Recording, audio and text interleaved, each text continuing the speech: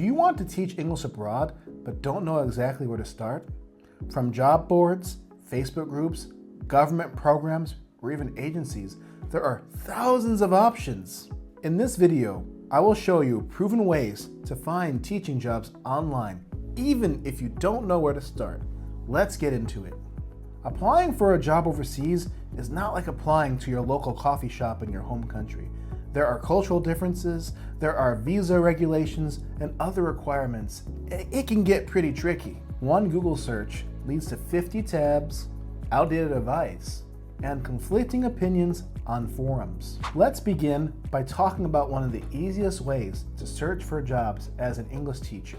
International job boards, Dave's ESL Cafe, Teach Away, Go Overseas, Tessel.org, and if you're in Japan, there is Gaijinpot.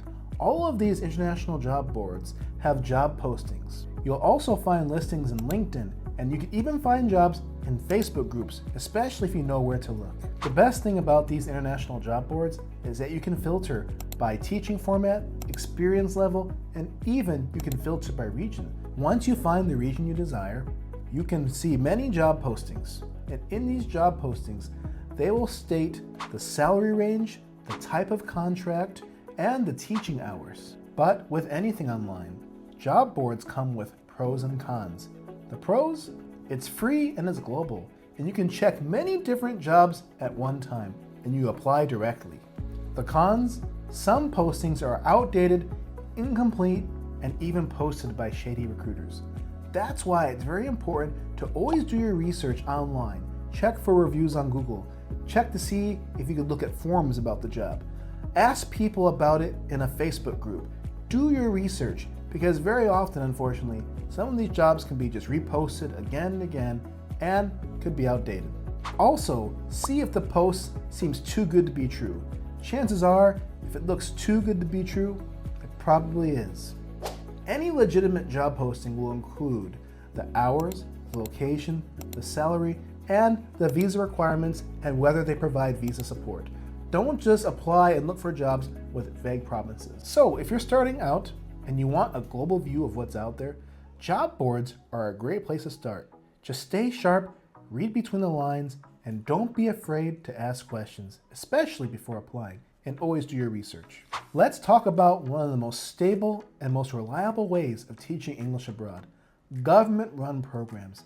These are good because these programs are what they are, run by the government. Your visa, your housing, your pay, even your employer, everything is under the government. This means you don't have to worry about anything shady happening to you, which is a risk if you work for a private company. These programs exist in several countries.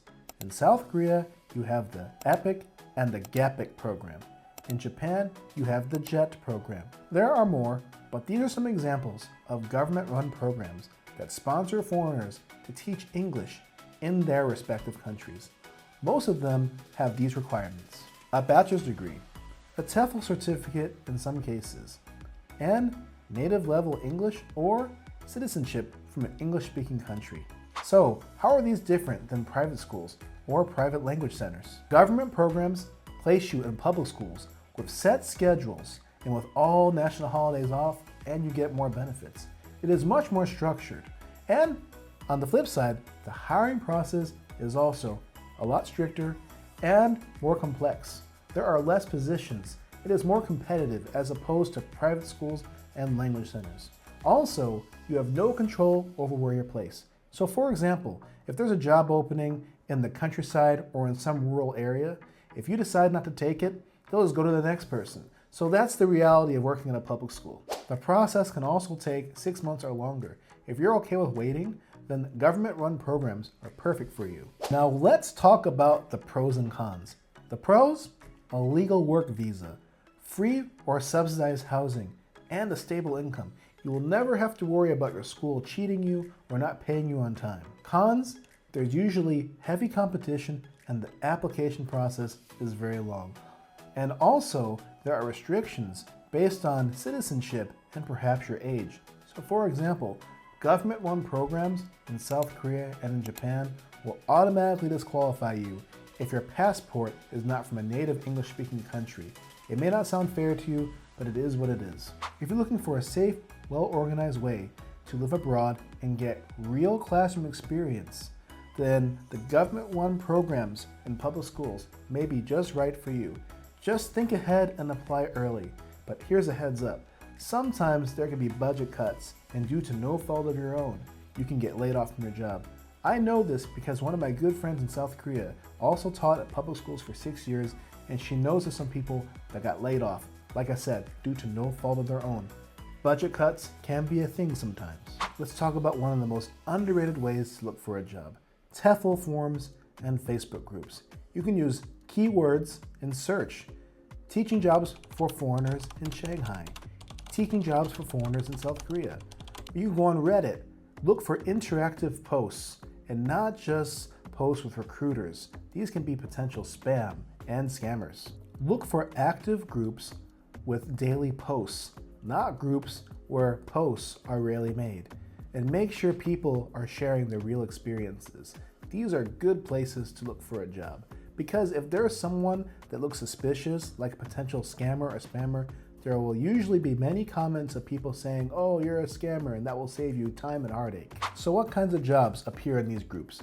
Mostly private tutoring gigs, summer camps, kindergartens, private language centers, or even private schools. You will also find remote jobs and short-term teaching contracts.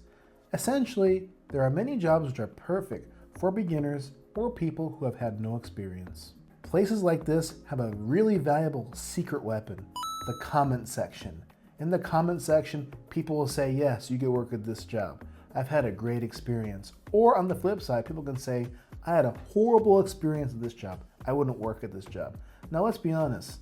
Just because someone says they had a bad experience doesn't necessarily mean the job is bad. But if a whole bunch of people are saying it's terrible, then that is a red flag you should look out for. But on the flip side, if one person is saying a job is good, but then everyone else is saying the job is terrible, then it's possible this person might just be a manager working at the school trying to present the school in a positive light. The point I'm making is that the comment section is very helpful. You will not find stuff like this on official websites. Anything negative will be hidden and will not be shown on an official website. So these kinds of groups are beneficial. Now, how do you avoid sketchy job offers? Avoid jobs that have unusually high pay, vague details, or that ask you for some fees to pay upfront. Always do basic research in the school, try to look for Reddit forums, use Facebook groups to your advantage, and reread the contract a good 2 or 3 times before you sign. Trust your gut. If something is off, it probably is. Also, before you sign a contract, even if you want to accept the job, always ask the potential employer if you can speak with a teacher who is already working at the school. You owe yourself this, because what if the school doesn't pay on time? What if the school cheats you? You need to know these basic things. Talking with a teacher at the school isn't asking the teacher, "Hey, is this job perfect?" Of course it's not. And like any job, the job will have things that will bother you and irritate you and probably stress you at times. But you owe it to yourself to know if you'll earn your salary, if they abide by the contract, and if nothing shady happens.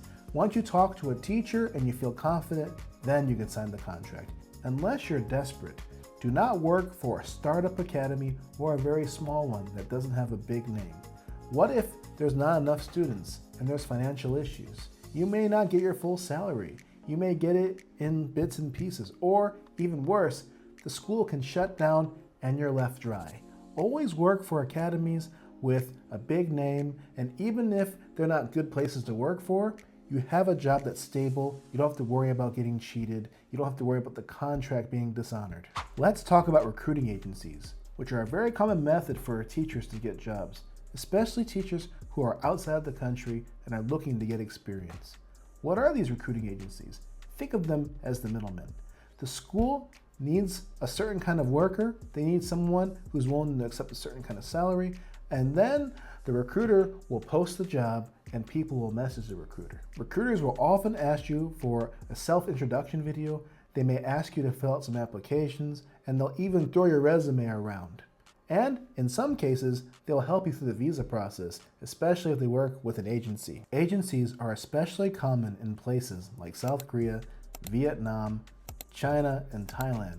Schools would rather pay a recruiter to do the job hunting for them rather than the school just posting on a website and having people come to them. It's convenient for the schools and for you, and can save time and confusion. Before you say yes to an agency, academy, or private school, ask yourself these questions. Who is paying the agency? If it's you, run away. Legitimate jobs will never ask you for money. They will pay the agency and the recruiter to find workers for them.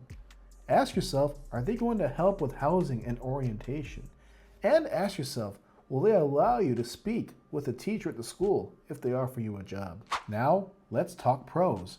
Working with a recruiter can mean that you have a guaranteed job placement, and they can walk you through the application and the visa process, and even can provide ongoing support even after you arrive.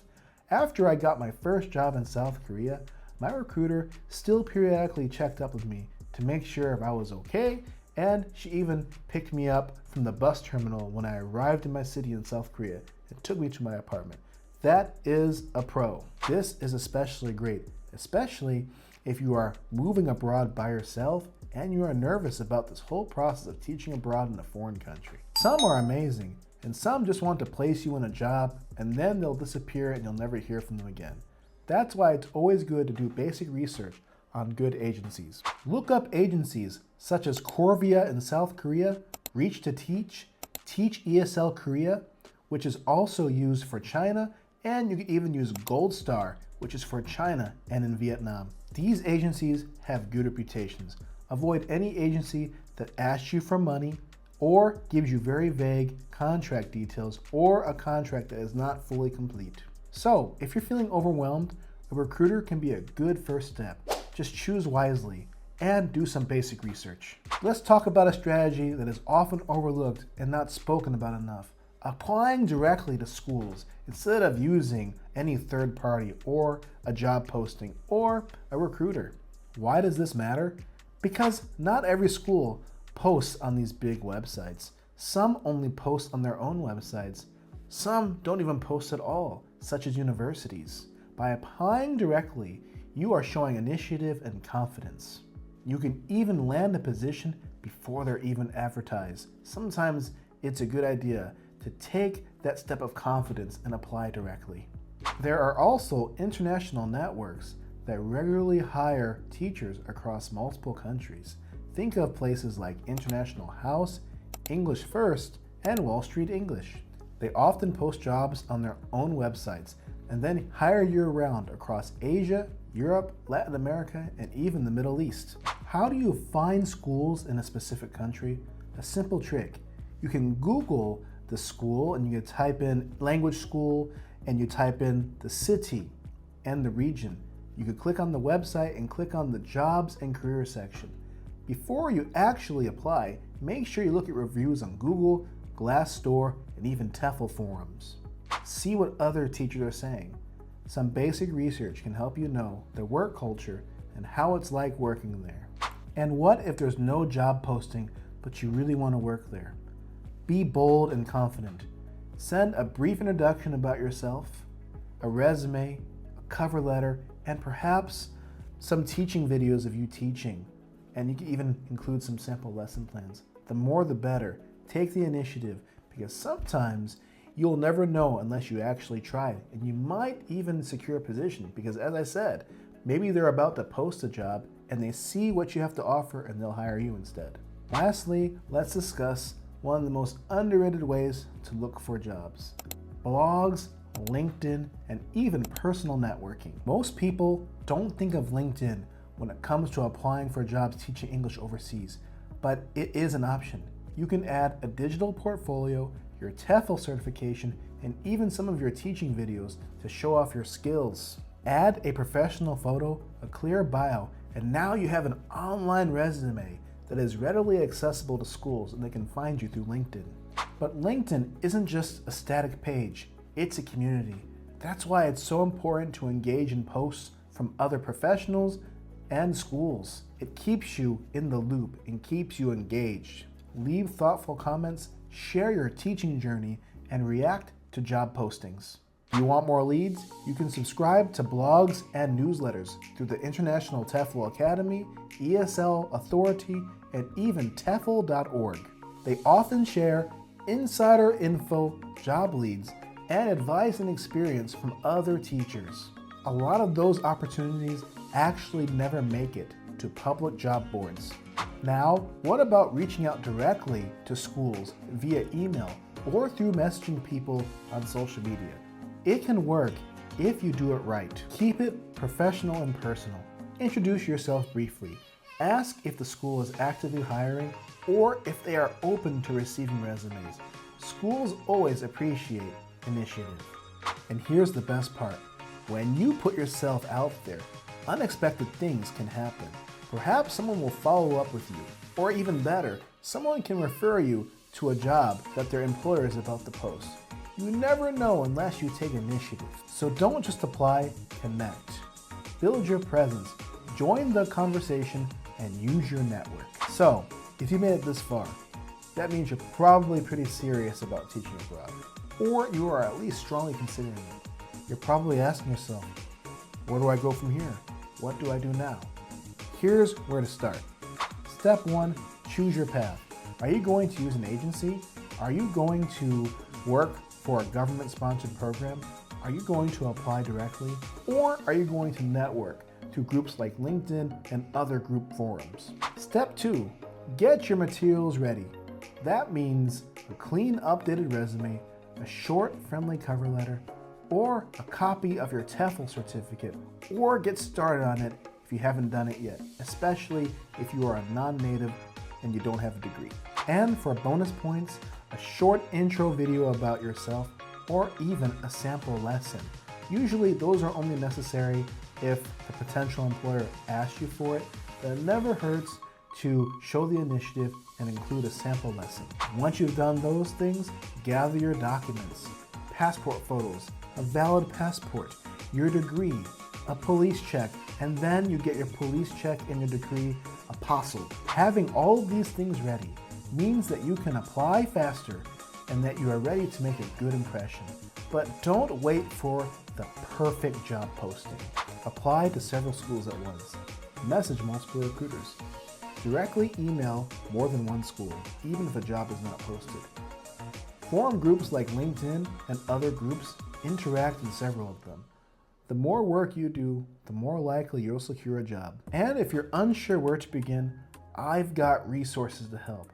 There is a free checklist in the description box to walk you through the next steps. A list of job boards, agencies, and TEFL courses.